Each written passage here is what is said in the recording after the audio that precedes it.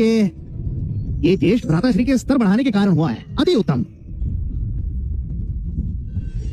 मैं आचार्य जी को बता देता हूँ। आचार्य जी, मेरी बात सुनिए।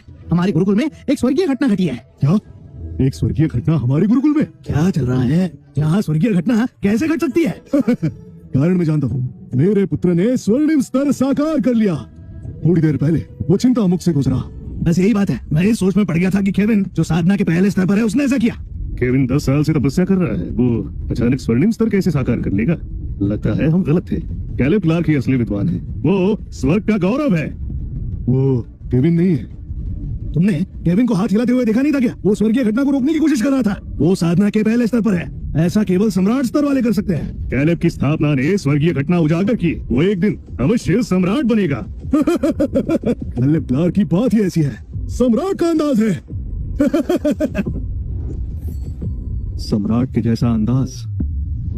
अच्छा। मैंने स्वर्णिम स्तर हासिल कर लिया। केविन, मैं कैलेब क्लार्क तुम्हें प्राण युद्ध की चुनौती देता हूँ। भ्राता कैलेब चिंतामुक्त को चुनौती दे रहे हैं। उन्होंने स्वर्णिम स्तर पा लिया है। वो 10 महागुरु योद्धा योगी में से एक है। वो चुनौती दे रहे हैं आचार्य केविन को। मुझे उसका सामना करने में कोई आपत्ति नहीं। चुनौती स्वीकारने के बाद चिंतामुक्त को 3 कार्य करने होंगे। यदि वो एक में भी पराजित हुए तो चिंतामुक्त देव शास्त्र का हो जाएगा। प्राण युद्ध की घोषणा होती है। चिंतामुक्त चुनौती का सामना करने के लिए तैयार हो जाओ। अब कैलेब क्लार्क साम्राज्य के 10 महागुरु योद्धा योगी में से एक है और उन्हें प्राण युद्ध में आचार्य को भी चुनौती देने का अधिकार है। केविन, तुम्हें 3 अवसर दिए जाएंगे। यदि तुम एक में भी विफल रहे तो चिंतामुक्त से निष्कासित किए जाओगे। यदि मैं विजयी हुआ तो? अगर विजयी हुए तो देव शास्त्र तुम्हारा सेवक होगा। मैंने चिंतामुक्त में 10 वर्ष गुजारे हैं। ये मेरे पिता की अंतिम निशानी है। मैं इसे हाथ से जाने नहीं दे सकता। इतने वर्षों के सब्र के बाद अब मुझे अपनी चाल चलनी होगी।